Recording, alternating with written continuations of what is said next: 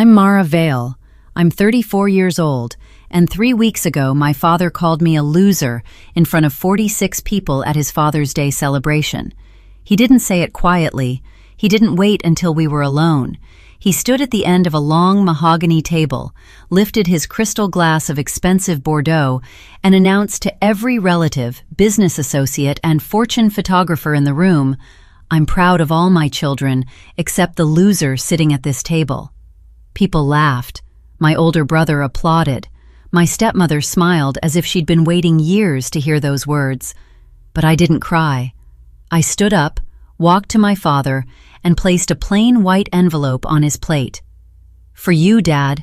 Happy Father's Day." Then I left.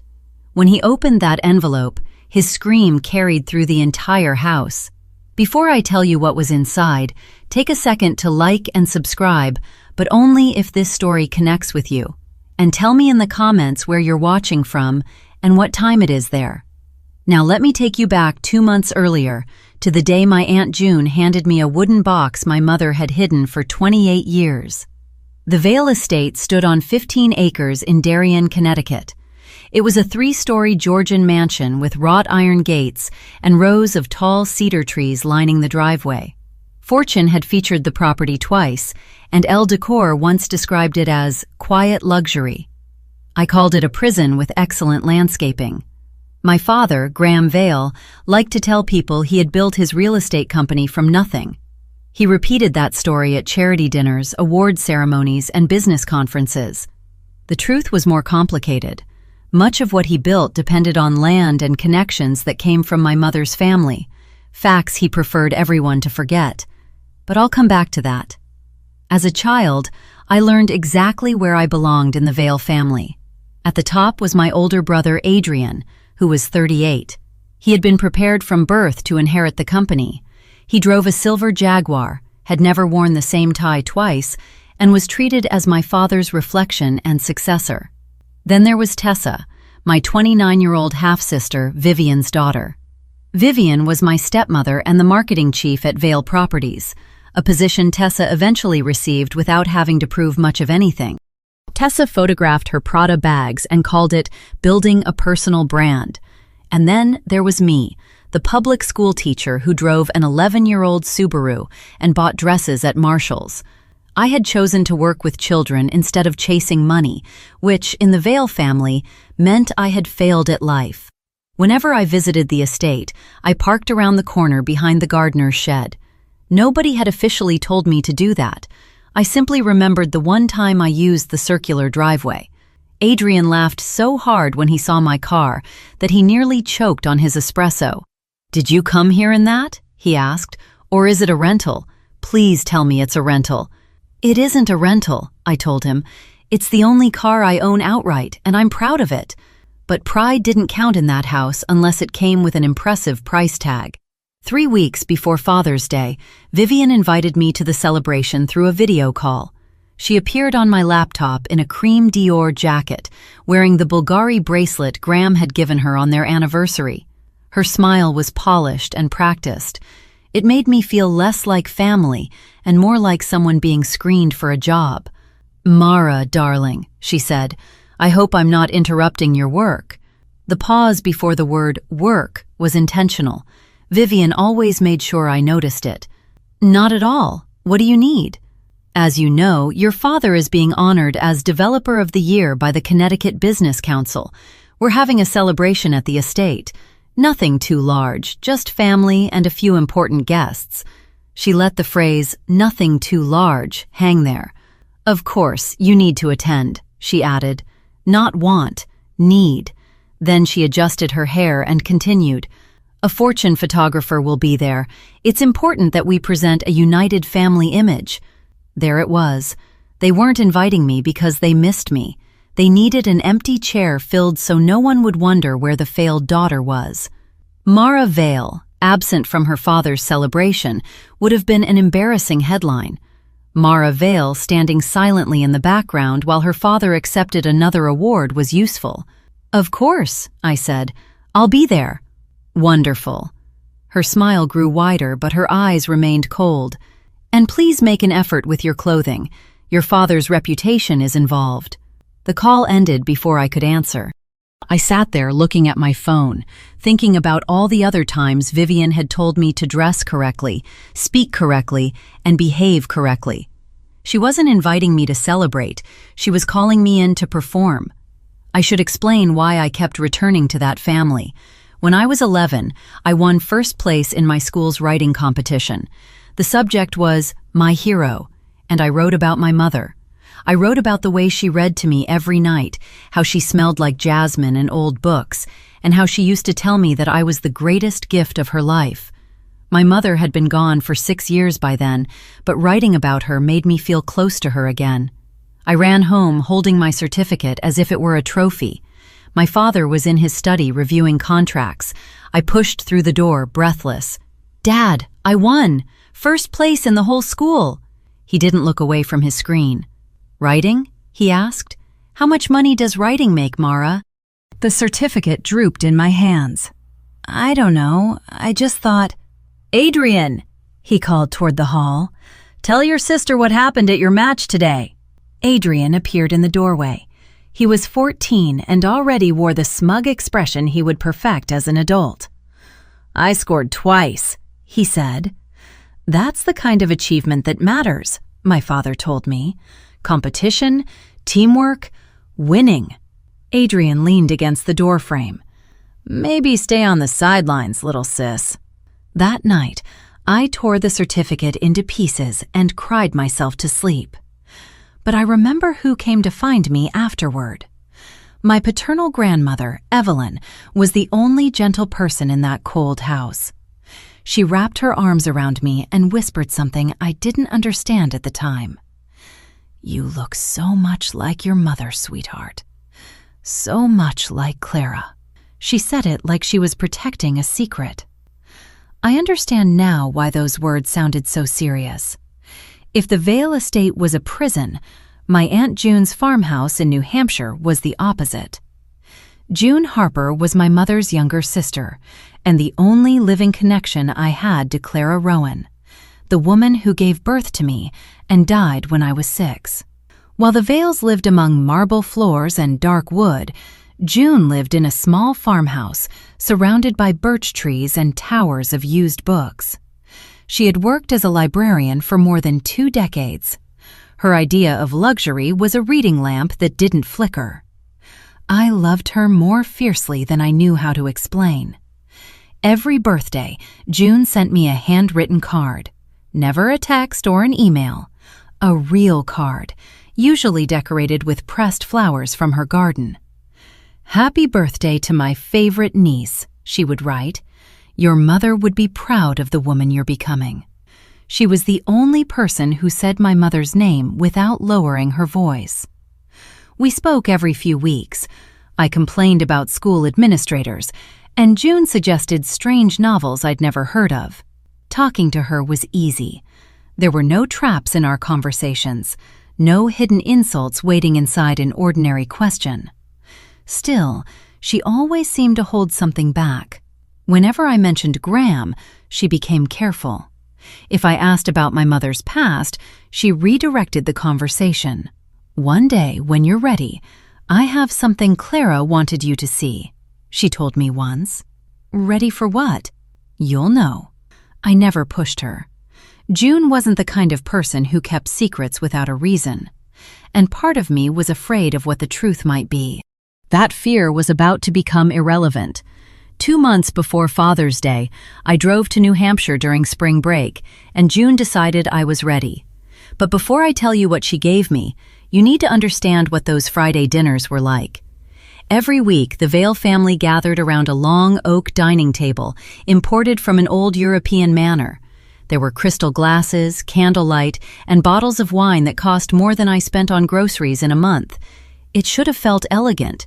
Instead, it felt like an interview I could never pass. Graham sat at the head of the table, turning his wine glass in his hand like a judge considering a sentence. Vivian sat beside him with perfect posture, watching everybody's behavior with the sharp attention of someone inspecting a room. Then the questions began. At the last dinner before my trip to New Hampshire, Graham turned to Adrian. "Tell me about the Caldwell deal." Adrian straightened in his chair. Closed yesterday. 6.4 million. They tried to force the price down, but I held firm. That's my son. Graham raised his glass. To Adrian. To Adrian, everyone repeated. Then Graham looked at Tessa. How's the new campaign going? Ahead of schedule, she answered, brushing her hair away from her face. It launches next month, and Business Weekly wants to feature us. Excellent. To Tessa. To Tessa. After that, the table went quiet. Graham's eyes moved to me. Mara, he said, as if my name itself were an inconvenience. Anything worth reporting? I placed my fork beside my plate. Actually, yes. One of my students was just accepted to Yale with a full scholarship. She's had a difficult home life, and I've been tutoring her for 3 years. I thought he might at least acknowledge it. Instead, Adrian gave a short laugh. And what do you get for that? A thank you card? Graham didn't even smile. So nothing that benefits this family. Vivian touched his arm. Don't be so hard on her, dear. Some people simply aren't built for success. I squeezed my napkin beneath the table and kept quiet. That was what I'd been trained to do. After dinner, I excused myself to use the bathroom. Naturally, I went to the guest bathroom on the first floor. Years earlier, Vivian had made it clear that the family bathrooms were for actual family. As I passed the conservatory, I heard Vivian speaking on the phone. She was standing with her back to the doorway and hadn't noticed me. Honestly, Denise, pretending to tolerate her every week is exhausting. There was a pause, followed by a laugh. No, she has no idea. She's still too desperate for Graham's approval to see what's happening right in front of her. I stopped moving. The plan is simple, Vivian continued. Graham already wants to cut her off completely. He just needs a reason the public will accept, something that makes her look like the problem. My heart started pounding. The Father's Day event is perfect. So many people watching, so much pressure. If he pushes hard enough, she'll lose control. Then she'll leave by herself, and we won't have to deal with a public confrontation or an inheritance fight. I pressed my back against the wall and tried not to breathe. Once she embarrasses herself badly enough, we'll finally be rid of her. A floorboard creaked beneath my shoe. Vivian turned. For a second, alarm crossed her face. Then calculation replaced it. A moment later, her smile returned. Denise, I'll call you back. She slipped the phone into her purse. Mara, I didn't hear you come in. It sounded serious, I said. Just a staffing issue at the company. Nothing you need to concern yourself with. Her smile became thin and sharp. Run along. I'm sure you have papers to grade or something. She passed me, leaving behind the scent of perfume and something much more unpleasant. I stood in that hallway long after she was gone. They weren't simply dismissing me anymore. They were planning to remove me. The drive to New Hampshire took nearly 5 hours, but it felt even longer. Vivian's words kept replaying in my head. Once she embarrasses herself badly enough, she'll leave on her own. Was that what my entire life had been leading toward? A public humiliation designed to make me disappear? By the time I reached June's gravel driveway, the sun was going down behind the hills. Warm light shone from the farmhouse windows, and smoke drifted from the chimney. June was waiting on the porch with 2 cups of tea. You look as if you've been carrying something very heavy, she said as she hugged me. You have no idea. That evening, we sat beside the fireplace while I told her everything. The Friday dinners, Vivian's phone call, and the feeling that I'd always been a stranger in my own family. June listened without interrupting. When I finished, she stayed quiet for several seconds. Mara, she finally said, there's something I need to give you. She walked to an old pine trunk in the corner of the room. I'd seen it countless times, but had never asked what was inside. June opened it and took out a small wooden box, worn with age and carved with flowers. This belonged to your mother. My breath caught. Clara gave it to me before she died, June said. Her voice thickened. She made me promise to keep it safe and give it to you when you were ready." "Ready for what?" June placed the box in my hands. "For the truth." Inside were photographs of my mother as a young woman. She was laughing in almost every picture, bright, relaxed, and full of a life I had never been allowed to know. Beneath the photographs was a leather journal with yellowed, fragile pages. At the very bottom lay a sealed envelope. It was addressed in my mother's handwriting. "For Mara, when she is strong enough." "I don't know what she wrote," June said softly. "Clara never told me, but she was very clear that one day you would need it." I held the envelope in both hands. It felt heavier than paper should. 28 years of silence were sealed inside it. I wasn't sure I was ready, but I was beginning to understand that the choice might not be mine anymore. I didn't open it that night. I couldn't. I put it back in the box and drove home to New Haven with the envelope on the passenger seat. Every stoplight and traffic jam gave me another chance to look at it and wonder what my mother had been so desperate to tell me. Then life got in the way. The week before Father's Day, Vivian arranged a family video call to coordinate the celebration. In reality, she wanted to make sure everyone would look perfect for the cameras. Graham's face filled my screen. Vivian stood behind him. Tessa waved from another window, while Adrian smirked from what looked like his corner office. "The fortune photographer will arrive at 6:30, Graham announced. "Everyone should be dressed by 6. This is a formal event, and I expect all of you to represent the family properly." His eyes settled on me. "Mara, that applies to you most of all. No teacher clothes." "I know how to dress myself." "Do you?" Adrian interrupted. "I could send something over from Bloomingdale's. My treat. Consider it charity." He laughed at his own joke. Nobody joined him. "That won't be necessary," I said. Vivian gave me a sympathetic smile. "Graham, perhaps you could give Mara a clothing allowance this time. We wouldn't want any unfortunate photographs circulating."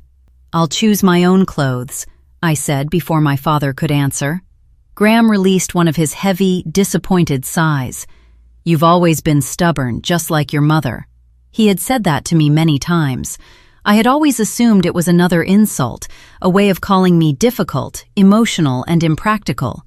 But with my mother's unopened letter waiting at home, the words sounded different, almost like fear. That night, I dreamed about Clara. Usually, my memories of her were only pieces: Jasmine, the sound of her voice, the feel of her hands turning pages in a book. This memory was different. It came back clearly, as if it had been waiting behind a locked door. I was 5 years old, sitting in my bedroom beneath the yellow curtains my mother had sewn herself. She was brushing my hair, counting each stroke. 98, 99, 100. "There," she said, "my beautiful girl." She wrapped her arms around me from behind, and we looked at ourselves in the mirror. Her hair was dark, mine was light brown. Her eyes were warm and brown, mine were blue-gray. "Mama, why don't I look like Daddy?" She went completely still for a moment. "Because you look like me, sweetheart, and that's a wonderful thing. Does Daddy think so?" She didn't answer right away. When she did, her voice was firm. "Listen to me, Mara. You are the greatest gift of my life. No matter what anybody says or does, you are loved. You are wanted. You are enough." "But Daddy—" "Your father will understand one day," she said, holding me tighter. "I'll make sure he does." Footsteps sounded in the hall. We both looked toward the doorway. Graham was standing there, watching us with an expression I was too young to understand. My mother met his eyes without lowering her own. "She is our daughter," Clara said. "Ours." Graham said nothing. He simply turned and walked away. The following year, my mother died in a car accident on a rainy night. The police said she lost control on a curve. I was 6 when we buried her. 28 years later, I woke in my apartment with tears on my face and a terrible certainty settling inside me. My mother had been protecting me from something. Whatever it was, she had carried it to the grave. Until now. The day of the Father's Day celebration arrived with weather so perfect it felt cruel. The sky was bright blue, the temperature was 75 degrees, and there wasn't a cloud anywhere. The Vale estate looked like it had been pulled from a magazine. White tents covered the back lawn. A jazz trio played beneath the pergola. Staff in crisp uniforms carried silver trays of champagne and hors d'oeuvres. Flowers were everywhere: roses, peonies, orchids. Vivian's favorite kind of decoration, proof that elegance could be purchased in bulk. I arrived at 6 o'clock, exactly as instructed, wearing a simple black dress I'd bought at Marshall's for 55% off.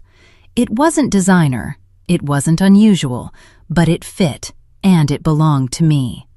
Vivian met me at the entrance. "Oh, Mara," she said, looking me over with the precision of someone inspecting a damaged product. "You actually came. Were you unsure? With you, one never knows." She adjusted my collar as though I were a child. "At least you tried. During the photographs, stay toward the back, all right? The lighting is kinder to certain complexions." I swallowed my response and went inside. The dining room had been arranged for 46 guests. The long mahogany table was covered in white linen, with tall flower arrangements, handwritten place cards, crystal at every setting, and a grand piano waiting for the hired musician. At the head was a large chair reserved for Graham, the guest of honor and developer of the year. My place card was near the far end, between a cousin I barely knew and an empty seat for late arrivals, as far from my father as possible. Some things never changed. By 7:30, every seat was occupied. Most of the guests were relatives, uncles, cousins, and distant members of the Vale family tree. They were connected less by affection than by their shared interest in Graham's success. They had come for champagne, conversation, and business contacts. Love was optional. Graham's business associates were scattered among them, all wearing tailored suits and expensive gowns. They laughed too loudly at his jokes. A fortune photographer stood near the wall, recording the evening for what was supposed to be a flattering article about Graham's success. The entire celebration unfolded like a rehearsed performance. There were appetizers, speeches, and stories about Graham's early struggles that carefully left out my mother's family's money and land. Vivian moved from table to table as the gracious hostess. Adrian held court by the bar. Tessa posed for the photographer as if she were already on a magazine cover. I stayed near my place and spoke only when someone addressed me. Then Graham stood. He held his crystal glass in one hand, and the room quieted. He was wearing a dark charcoal suit and an expensive watch. His silver hair was perfectly styled, and his smile was ready for the camera. "Thank you all for coming," he began. His voice carried the confidence of someone who had rarely been challenged. "This award means a great deal to me, not only because of what it represents professionally, but because of the people who made it possible." He turned toward Vivian. "My beautiful wife, who has stood beside me through everything." Applause filled the room. "My son Adrian, who will continue the Vale legacy." More applause. Adrian lifted his glass. "And my daughter Tessa, who brings ambition and grace to everything she does." Tessa smiled brightly. Vivian dabbed at the corner of one eye, pretending to cry. Then Graham paused. His gaze moved across the table until it found me. "I am proud of all my children," he said. He stopped again, making sure everyone was listening. "Except the loser sitting at this table." The words landed like an explosion. For 1 second, nobody moved. Then someone laughed. Another person joined in. Adrian began applauding slowly and deliberately. "About time you said it, Dad." Vivian pressed her lips together to hide her smile. 46 people turned to look at me, and something inside me became very still. I didn't cry. I knew that's what they expected. Mara, the overly sensitive one. Mara, the emotional one. Mara, who would run from the room in tears and prove she had never belonged. But something had changed. Maybe it was my mother's letter inside my purse. Maybe it was Vivian's plan echoing in my head. Maybe it was nearly 3.5 decades of swallowing insults finally reaching its limit. Whatever the reason, I didn't give them the reaction they wanted. I stood. The laughter stopped. The room became quiet again, this time because nobody understood what I was doing. I walked toward the head of the table. My heels tapped against the marble floor. The photographer raised his camera, clearly sensing that the evening had finally become interesting. Graham watched me approach. The smugness on his face began to fade. "What are you doing?" he asked. I didn't answer. I reached into my purse and took out a white envelope.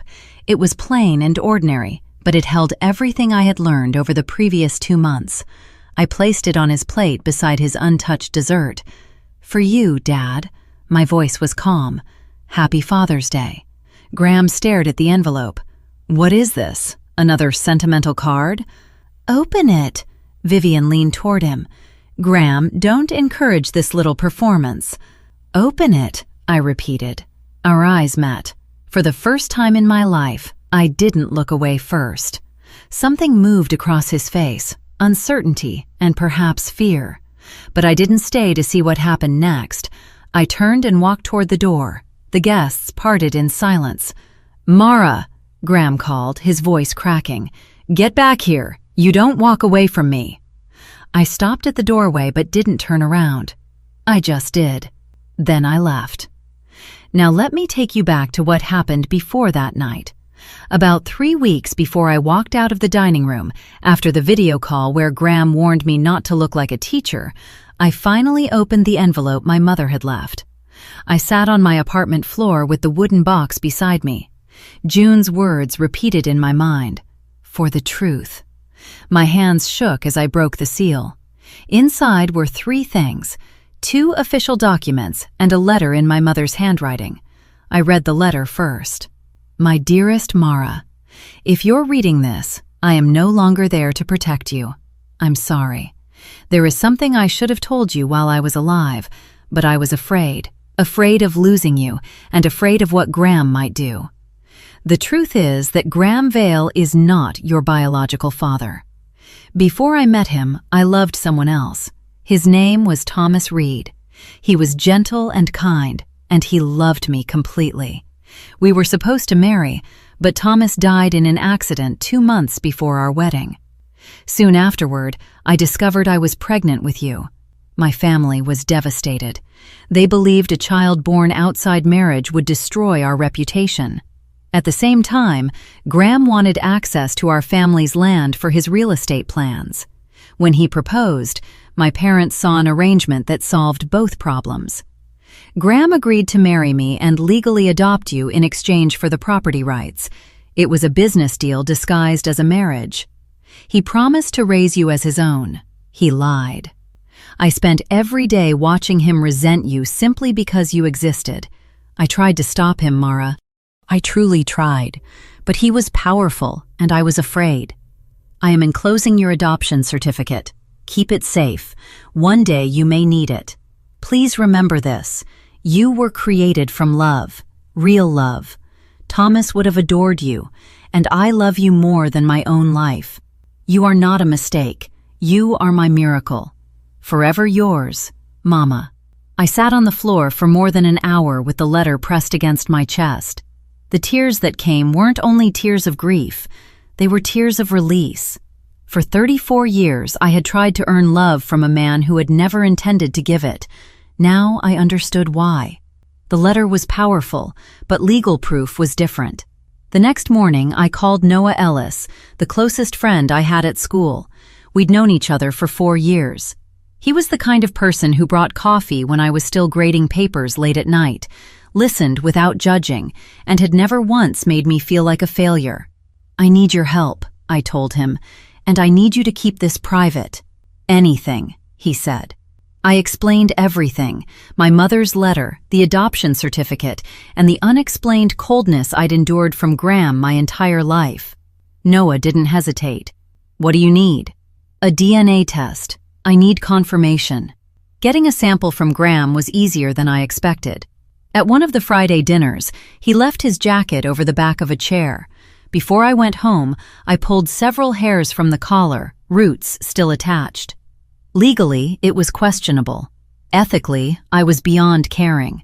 I sent the sample to an accredited paternity testing laboratory. They told me the result would take 16 days. Those 16 days felt like 16 years. When the email finally arrived, I was sitting alone in my classroom after hours, surrounded by student essays. My hands trembled as I opened the file. Probability of paternity, 0.00%. Conclusion: the alleged father is excluded as the biological parent. 0. Not unlikely, not uncertain. 0. I sat beneath the buzzing fluorescent lights and started laughing. All those years I'd kept thinking, if I work harder, become more successful, and act more like Adrian, Dad will finally love me. He was never going to love me. Not because I wasn't good enough, but because I had never been his child to begin with. Noah found me still sitting there about an hour later, the results printed in my hands. "Are you all right?" he asked. I looked up at him, my eyes wet, and smiled for the first time in weeks. "I've been better than this for 34 years, I said. That night, alone in my apartment, I finally let myself fall apart. I sat on the bedroom floor holding the photograph of Clara, the one from June's box. She was wearing a summer dress and laughing at something outside the frame. She couldn't have been older than 24. "You knew," I whispered to the picture. "You knew he would never accept me, and you still tried to protect me."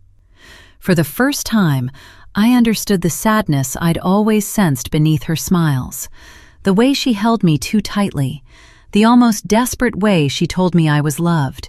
She had known her time was limited, and she had been trying to give me enough love to survive without her. I cried for her that night. I cried for the life she should have had with Thomas. I cried for the marriage she'd been trapped in with a man who resented her child. I cried for the accident that took her before she could see me grow up. But underneath the grief, something else began to appear. Freedom. For 34 years, I had carried Graham's rejection like a weight around my neck. I believed his coldness was my fault. I thought that if I were smarter, wealthier, more successful, or more like Adrian, he might finally accept me. The truth was simpler and more painful. I had been trying to win a game without knowing the rules. I looked at the adoption papers, the DNA results, and my mother's letter. This wasn't about revenge. I didn't want Graham's money. I didn't want his approval anymore. I didn't even want his inheritance. I wanted the truth spoken aloud in the same room where I had spent years being humiliated. And I wanted to leave that room, not as a failure running away in shame, but as a woman who finally understood her own value.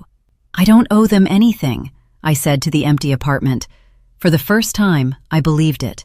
If you're still listening, maybe you know that feeling, the moment you realize you've spent your whole life chasing approval from someone who had already decided you were unworthy. Have you ever had to set boundaries with a family member who made you feel like you could never measure up? Tell me your story in the comments, and if you want to hear what happened when Graham opened that envelope, stay with me, because his scream could be heard throughout the house. Before confronting him, I needed one more confirmation. June gave me the name of the attorney who had handled my mother's affairs. "His name is Leonard Pike," she explained over the phone. "He prepared the adoption paperwork. If anyone can tell you exactly what those documents mean, it's him." Leonard was 75 and had been retired for 6 years. He lived in a modest colonial house in Glastonbury. When I called and told him who I was, he went silent. "Clara's daughter," he finally said. His voice carried something like regret. "I've been waiting for you to call." We met in his home office, surrounded by legal books and photographs of his grandchildren. I showed him my mother's letter, the adoption certificate, and the DNA results. He read everything carefully. Then he removed his glasses and rubbed his eyes. "It's all legitimate," he said. "I drafted this adoption agreement 34 years ago. Graham signed it in my office." "So he knew from the beginning?" "He knew before the wedding," Leonard replied. "Your mother told him she was pregnant. She even offered to release him from the engagement, but he saw the value in her family's land." He shook his head. "He agreed to marry her and adopt you in exchange for the property rights, on the condition that he raise you as his daughter. I watched what happened over the years. I saw how he treated you at family functions. Clara called me crying more than once, asking whether there was anything legally she could do. Was there? She was trapped, he said, and so was I, in my own way. I should have spoken sooner. I let that sink in. If this ever becomes a legal matter, will you confirm what happened? Leonard met my eyes. I'm 75 years old, Mara. I'm not afraid of Graham anymore. I should have stopped protecting him decades ago. He reached across the desk and squeezed my hand. Your mother would be proud of you. The week before Father's Day, Noah came to my apartment to help me prepare. And I want to be clear, I wasn't preparing revenge. I wasn't trying to destroy Graham's company, take his money, or ruin his marriage. I only wanted to stop pretending. Noah spread the documents across my kitchen table. So, what's the plan? I looked at the DNA results, a copy of the adoption certificate, and the letter I had written to Graham. It was short and factual. Dad, I am not your biological daughter.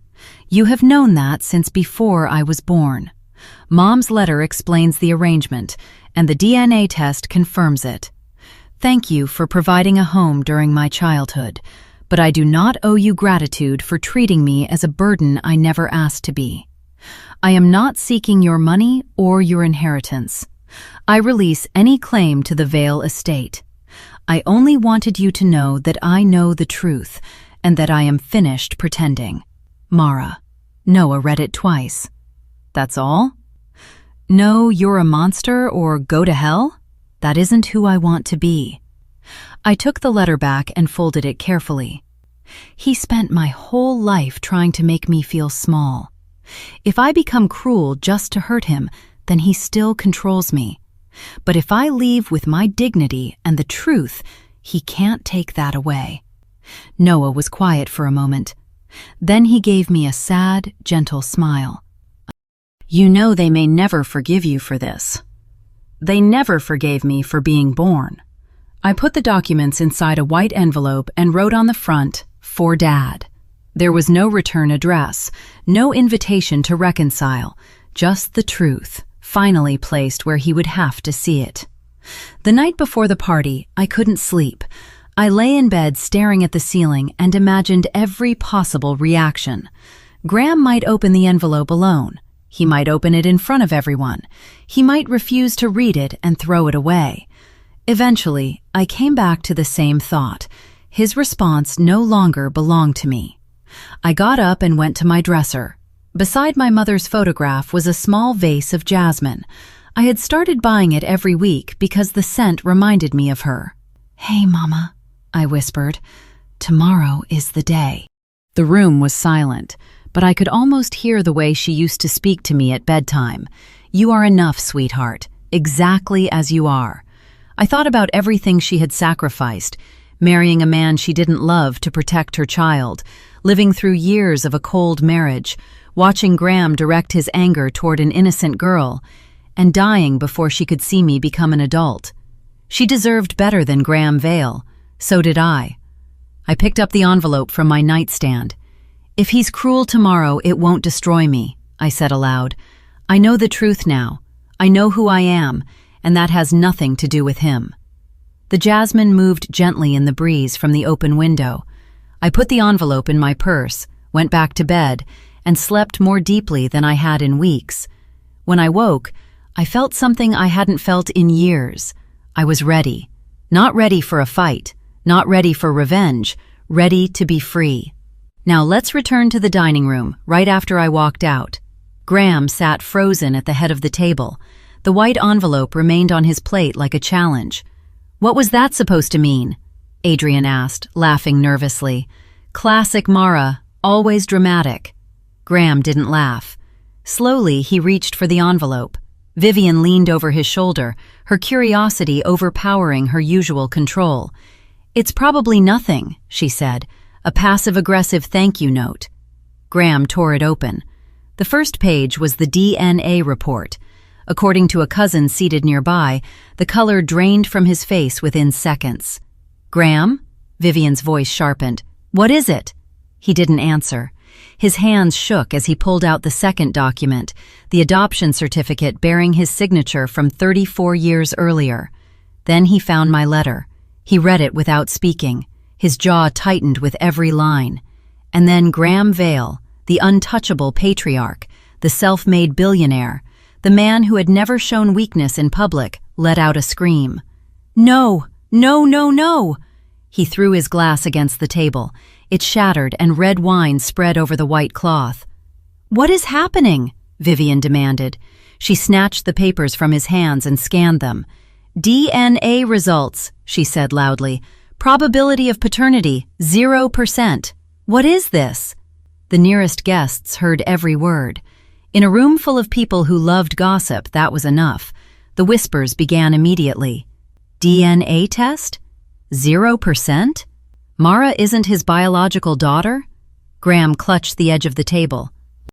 "This can't be right," he kept muttering. The fortune photographer continued taking pictures. Meanwhile, I was already in my Subaru, gripping the steering wheel with steady hands. My heart was pounding, but what I felt wasn't triumph. It was relief. Vivian made a fatal mistake in those first few seconds. She panicked out loud. She was still staring at the documents when she said, "Adoption certificate? Graham, you adopted Mara? She's not your biological child?" Every guest heard her. She realized almost immediately that she had said too much, but it was already spreading through the room. He adopted her? He's treated her terribly for all these years. If she isn't even his biological daughter, why was he so cruel? Graham finally found his voice. "This is a private family matter." "Private?" Beatrice Vale, Graham's older sister, rose from her chair. She was in her mid-70s and had never liked Vivian. "You just called that girl a loser in front of everyone," Beatrice said. "Now we find out she isn't even your biological daughter, and you're calling this private?" "Beatrice, sit down." "I will not sit down." Her voice cut across the room. "Clara was like a daughter to me.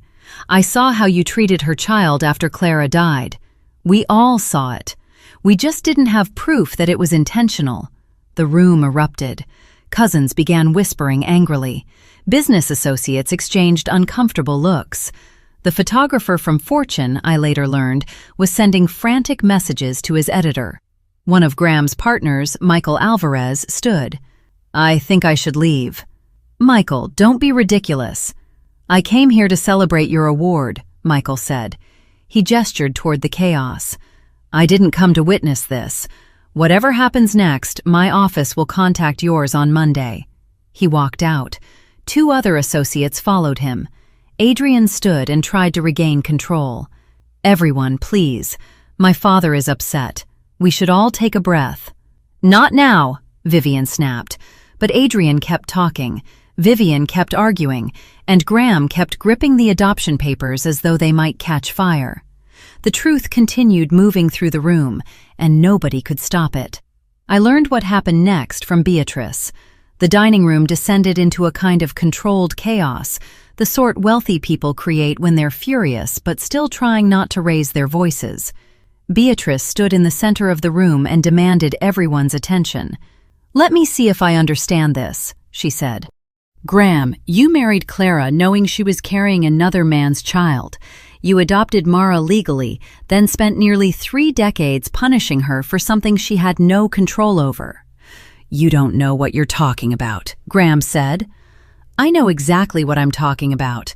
Beatrice stepped closer. "I was at your wedding. I saw Clara's face while she said her vows. She wasn't in love with you, Graham. She was frightened. Now I understand why."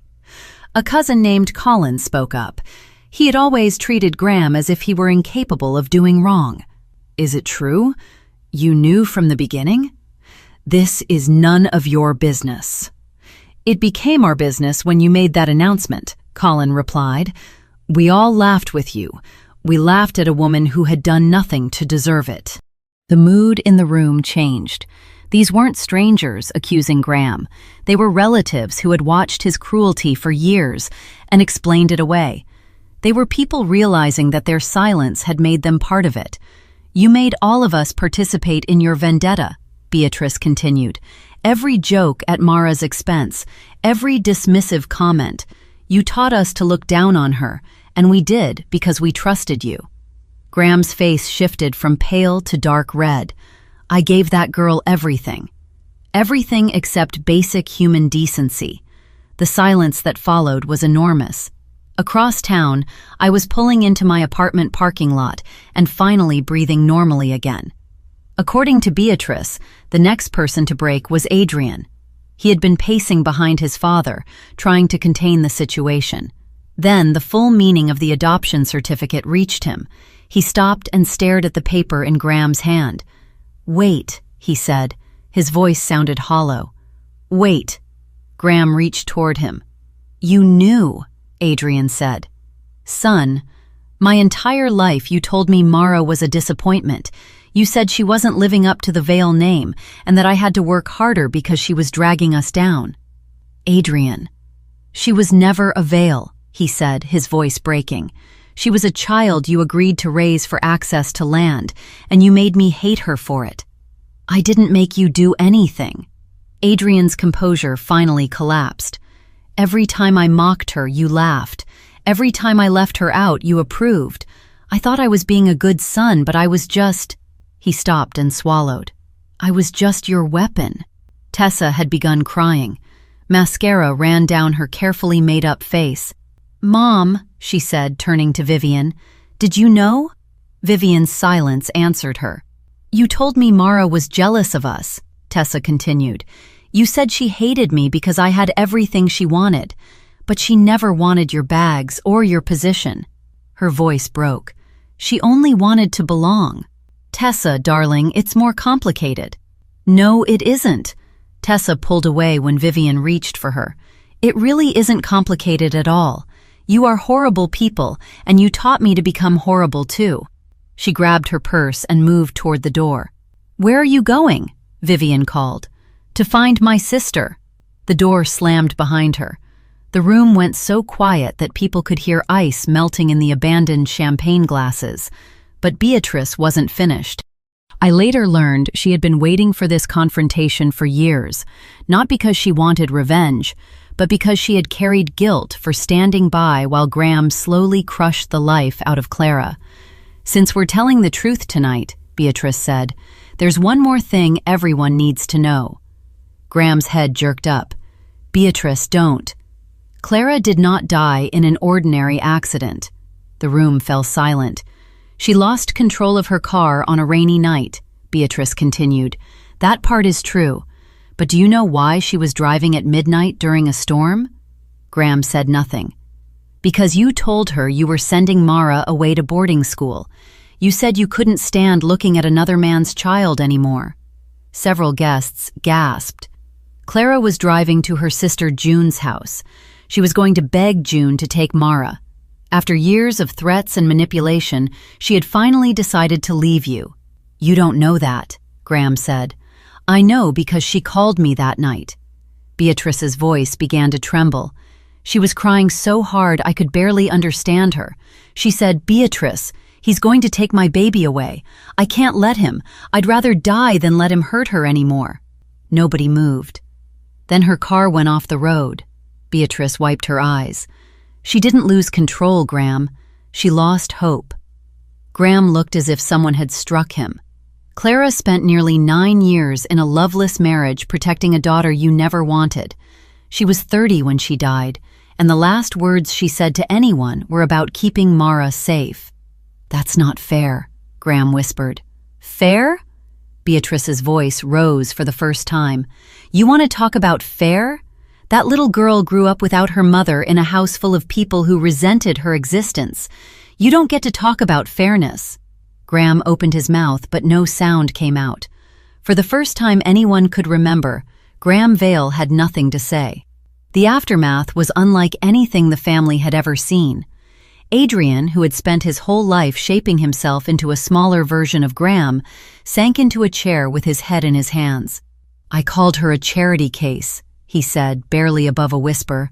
"At Thanksgiving 4 years ago, in front of everyone, I said, at least we know one person at this table didn't earn her place here." He looked up, tears running down his face. Everyone laughed. Mara smiled as if she was used to it. His voice broke.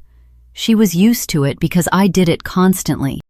Because you made me believe it was acceptable. Graham didn't answer. I'm 38 years old, Adrian continued. I've spent my entire adult life bullying my own sister. She wasn't even technically my sister, and she never did anything to me except exist. Adrian, you couldn't have known. I didn't want to know. He stood abruptly, scraping his chair across the marble floor. I avoided asking questions because the answers might have made me uncomfortable. That's not ignorance, Dad. That's cowardice. Then he turned toward Vivian. And you planned all of this. You told me Mara was beneath us. You coached me on exactly what to say to make her feel small. I was protecting this family, Vivian said. You were protecting your inheritance. Adrian's disgust was obvious. This was never about family. It was always about money. He looked at Graham one final time. I don't know who I am anymore, but I know I don't want to become you. Then he walked out. For the first time in anyone's memory, Graham stood alone. He made one last attempt to control the evening. He straightened his jacket, smoothed his hair, and summoned the commanding voice that had intimidated boardrooms for 4 decades. Everyone, this is a family matter. I appreciate your concern, but I ask you to respect our privacy. We will end the evening here, and I will address these accusations appropriately. Nobody moved. I said the evening is over, Graham repeated. His assistant had left a phone on the table. Michael's voice suddenly came through the speaker. It was over the moment you called your own daughter a loser in front of everyone. Michael must have been listening from his car. I'm withdrawing from the Harbor Point project. My attorneys will contact yours Monday morning. Michael, be reasonable. I just watched you humiliate your own daughter, adopted or not. Then I learned you've spent almost 30 years psychologically abusing her. What exactly is reasonable about continuing to do business with you? The call ended. Before Graham could respond, 2 more phones began buzzing. Texts and emails arrived one after another. The consequences had started. The fortune photographer stepped forward, looking uncomfortable. Mr. Vale, I think you should know that my editor has asked me to change the focus of the article. We'll be requesting a statement before publication. Graham's face went gray. Get out, he whispered. Then louder. All of you, get out of my house. Slowly, the guests began leaving. They no longer looked like people attending an award celebration. They looked like witnesses walking away from a disaster. Beatrice paused at the door and looked back at Graham. Clara deserved better, she said quietly, and so did Mara. Then she left. Graham Vale remained in the ruined dining room, surrounded by broken glass, spilled wine, and the wreckage of a reputation built on lies. Sitting here now, I understand something important. I didn't destroy my father. I didn't take down his company, steal his money, or ruin his marriage. I told the truth. The truth did the rest. If you've ever had to choose between keeping the peace and speaking honestly, you understand how difficult that can be. Sometimes the bravest thing you can do is stop pretending. So what happened after that night? Did I see Graham again? Did I forgive Vivian? Stay with me. We're almost finished. While the Vale estate was falling apart, I drove home in silence. No radio, no podcast, just the sound of the engine and my own breathing. I pulled into my apartment complex, a plain building in New Haven, and sat in the parking lot for a long time. My phone began buzzing. A message from Graham. How dare you? Call me immediately. A message from Adrian. Mara, please, we need to talk. Then Vivian. You've destroyed this family. I hope you're happy. Finally, a message from June. Beatrice called me. She told me everything. I'm so proud of you, sweetheart. I deleted Graham's, Adrian's, and Vivian's messages without answering. I saved June's. Inside my apartment, I went straight to my dresser and picked up my mother's photograph. "It's over, Mama," I said. "I'm free." I knew there would be consequences, legal complications, angry calls, and probably attempts to pressure me into silence. The Vales had never accepted humiliation quietly. But in that moment, none of it mattered. My phone rang again. Graham. I let it go to voicemail. Then Adrian called. I did the same. The next call came from a number I didn't recognize. Mara? It was Tessa. Her voice was thick with tears. "I know you probably don't want to talk to me, but I had to say that I'm sorry. I'm so sorry." I sat on the edge of my bed with the phone pressed to my ear. "Where are you?" "In my car, outside your building." There was a pause. "I know you need space. I know I don't deserve anything from you, but if you ever decide you can talk to me." I looked out the window. Across the street, a silver Audi was parked beneath a street lamp. "Come upstairs," I said. It wasn't forgiveness, not yet, but it was a beginning. A week later, the consequences became impossible to ignore. The Fortune article never mentioned Graham's award. Instead, it ran under the headline, "The Vale family's carefully built image collapses at Father's Day celebration." The story described the public insult, the DNA revelation, and the departure of several business partners. Michael Alvarez officially withdrew from the Harbor Point project, an $85 million development that had been Graham's flagship investment. 2 other partners followed within days, citing concerns about the company's leadership. Vivian filed for legal separation, not because she had suddenly developed a conscience, but because, according to Adrian, she knew the money was drying up and wanted to secure her share before the situation worsened. Adrian resigned as COO of Vale Properties. His resignation letter somehow reached the local business journal. It contained one sentence: "I need to discover who I am when I am not trying to become my father." And me? I went back to work. I graded papers. I helped students with college applications. I ate lunch with Noah in the teacher's lounge and spoke about anything except the Vale family disaster. But other things had changed. My cousin Colin, the one who laughed at Graham's joke, sent me flowers with a card that said only, "I'm sorry." Beatrice called every few days to check on me, often sharing updates I hadn't asked for but still appreciated. And Tessa called every day. On the 8th day, she asked, "Can we get coffee?" "Not at a restaurant your family owns." "I know. There's a diner near your apartment. Nothing expensive, just coffee." I hesitated. A week earlier, I would have refused, but something inside me had shifted. I wasn't the woman who flinched every time a Vale judged her. "Fine," I said, "but I'm paying." Deal. It wasn't reconciliation, not yet, but it was something new. The diner was exactly what Tessa promised: vinyl booths, simple tables, a waitress who called everyone "hun," and coffee refills without being asked. It was the kind of place Vivian would never enter, which was probably why Tessa had chosen it. Tessa was already sitting in a booth when I arrived. Without the designer clothes, perfect makeup, and expensive accessories, she looked younger and smaller. She held her black coffee with both hands, as if it were keeping her steady.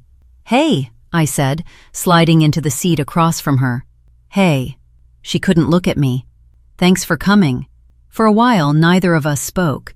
Dishes clattered nearby, and other customers talked around us. Finally, Tessa took a breath. "I've been replaying every conversation we've ever had. Every time I made you feel inferior. Every time I compared myself to you and made sure you knew I thought I was winning." "Tessa." "No, let me finish." She lifted her eyes. They were red from crying. "I was 29 before I realized I'd never actually had a relationship with my own sister. I only had a competition, and I didn't even know what I was competing for." "Neither did I said. "I thought if I kept trying, one day I would finally become part of the family." "You were always part of the family." She swallowed. "We were just too busy performing to notice." I stirred my coffee and tried to take that in. "Can we start again?" Tessa asked. Her voice became very small. "I know I don't deserve it. I know you may never trust me. But can we try?" I thought about my mother, about the family people choose, and about the difference between sharing blood and actually belonging. We can't erase 29 years of damage with 1 cup of coffee, I said, but we can begin somewhere. Tessa nodded as tears slipped down her cheeks.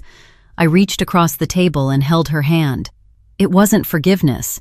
It was a door left slightly open. Sometimes that's enough. 1 month after the Father's Day disaster, I drove to the cemetery in New Hampshire. June came with me. We walked between rows of granite markers until we reached a simple stone beneath an old oak tree. It read, Clara May Rowan, beloved mother and sister, 1972-2002. You are enough, exactly as you are. I had chosen that final line when I was old enough to have a say in the inscription. At the time, I didn't fully understand why those words mattered so much. Now I did. I knelt in the grass and placed a bouquet of sunflowers against the stone. June had once told me they were my mother's favorite. "Hey, Mama," I whispered. The leaves moved in the late summer breeze. "I found your letter. I know everything now." I rested my hand against the stone. I spent 34 years trying to earn love from a man who was never going to give it. But you knew that, didn't you? You tried to protect me, and somehow you're still protecting me now. June placed her hand on my shoulder. "I'm not a Vale," I continued. "I never truly was. But I am your daughter, Clara Rowan's daughter, and that is more than enough." I stood and brushed the grass from my knees. "I'm going to be okay, Mama. For the first time, I really believe that." We stayed there a while longer. June told me stories about my mother as a young woman, how she laughed, how stubborn she was, how much she loved books and flowers, and how fiercely she had loved the daughter she barely had time to raise. When we finally returned to the car, I felt something I hadn't felt in decades. Peace. Not the complete absence of pain. I knew the pain would probably always be there. But beneath it was something solid, the truth. I knew who I was. I knew where I came from. And I finally understood that my worth had never depended on Graham Vale's approval. "You all right?" June asked as we drove away from the cemetery. I smiled at her, the first completely real smile I'd felt in a long time. "Yeah," I said. "I think I finally am." Thank you for staying with me through this story. If you've ever felt invisible in your own family or exhausted yourself trying to earn love that was never being offered, I want you to remember this. Your worth is not decided by people who refuse to recognize it. Sometimes the bravest thing you can do is walk away. And sometimes walking away is only the first step toward finding your way back to yourself. If this story meant something to you, please like and subscribe, and check the description for more stories about people who found their voices after believing they had lost them forever. Until next time, take care of yourselves and remember, you are enough exactly as you are.